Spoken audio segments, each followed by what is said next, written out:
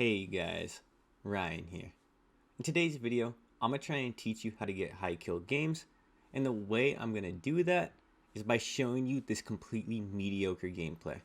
I'm going to end up with 13 kills, which is decent, but I left so many kills on the board, and I'm going to talk about how I put myself in a position to get kills, but what I also did wrong and what caused me not to get as many kills as possible. So the first thing that you need to understand is you need to have good pace and awareness. So right after I killed these guys in prison, I noticed there's a ton of red dots at control center. I whiff a couple snipes there like a dingus, but what do? I just keep pushing, I keep going, and I already went from landing at prison to going control before loadout ever landed, and I'm gonna keep going. These are the rotations you need to make if you want to get a lot of kills. Your pace, your ability to cover ground on the map, your ability to put yourself in a position to get kills is going to determine almost everything to winning the game. One thing you really want to work on if you play with friends a lot is matching your pace and playing aggressive as a team. Right now, my whole team's here with me, and we are just going to dominate control and get all of these kills on the 2-3 squads that are here. Because my team is willing to play with me and is actually going to back me up, we're able to pick up these kills. Yes, I'm going down a couple times and I just died there, but I got a kill. My teammates are going to come in, they're going to kill everyone, and we are playing as a team. Now, if you're a solo player, what you more have to focus on is playing aggressive, playing with pace, but you have to be weary of third parties and the fact that solos usually involve getting third partied. So what this entails is having a high pace, but instantly after you kill someone, you then transition into a more defensive mind state and getting ready for that next player. Now, this doesn't happen all the time in solos, but that is one of the biggest differences between trios and quads and solos duos. You get third partied a lot more in solos duos because there's a lot more squads around the map, and in trios and quads, you actually have a lot more people to deal with when you do engage in the fights, and that's the main difference. So you do keep that in mind. If you want to focus on your pace, it's the same thing whether you're in squads or solos and duos, but how you execute that is going to be different if you're playing with a team or not. So after you get done working on your pace and figuring out how to cover more of the map, the second thing you need to work on is actually winning gunfights and learning to kill whole teams. And the easiest way to do this is always try and get the advantage in some way. This isn't always going to happen, but once you buy that UAV, once you know there's a squad somewhere, find the high ground first off. If you can see someone, then don't shoot immediately if they're not looking at you. If you can get closer or you can set up a more guaranteed kill, then shoot.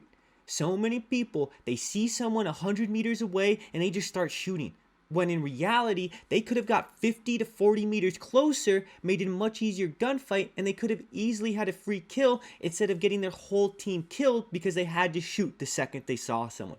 Trigger discipline and setting up the advantage in gunfights and guaranteeing that first kill is one of the easiest ways to actually get a lot of kills. This is one of my biggest pet peeves when I watch average players or people who just aren't that smart at Warzone.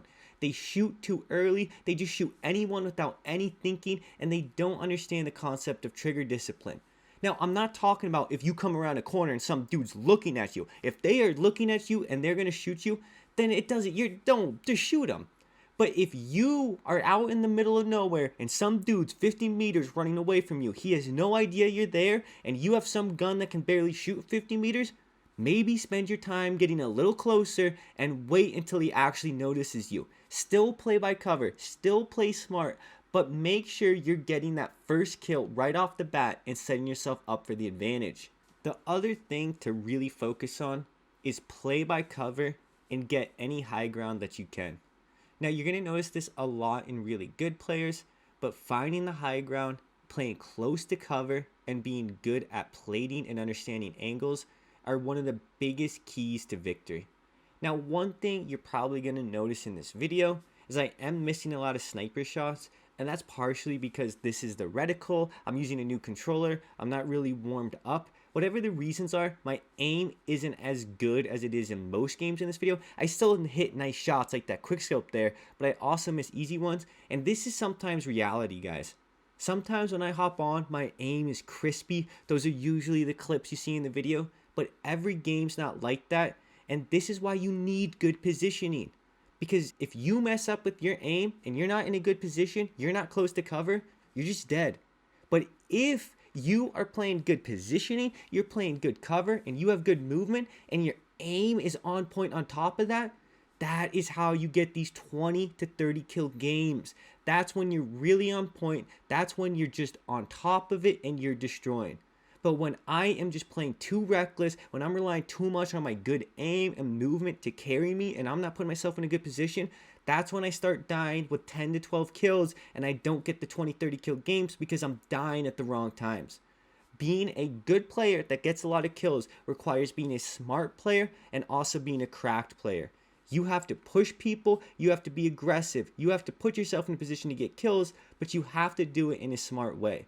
It's one of the hardest things to actually do in Warzone and any Battle Royale, but once you learn it, it's one of the most enjoyable play styles out there, period. And I'm going to move into my last section now, and this is how to play end games, guys. In the end game, when it starts to get to 30 people, 20 people, you have to slow down. You have to learn that it's okay if you're not going to get a couple kills. You need to start prioritizing positioning. You need to start prioritizing high ground and playing for the win. Because as the circle gets smaller and smaller, the odds that you're going to get third partied go up higher and higher. And the other thing is the odds that the circle is going to pull away from you and mess up your entire game, that's just going to get higher and higher. As I said, as that circle gets smaller and smaller, the odds that you're going to get third partied, they're just going to go up. And the odds that you're going to get screwed over by the way the circle pulls in the position you probably don't have because you're too busy pushing for kills, it's just going to get higher and higher. So that's where you need to focus on being smart. Yes, if you just play smart and actually focus on going for the win, you're going to start getting a lot of kills in the end game. I think this is one of the hardest things. In the beginning of the game and the mid game, you need to be very aggressive. You need to be covering ground. You need to be playing for pace, but you have to be playing smart. After that, though, you then need to change how you play. This is where you want to prioritize positioning the absolute most. Being in a good position, rotating early, all these things are going to matter a tremendous amount as that circle gets smaller and smaller.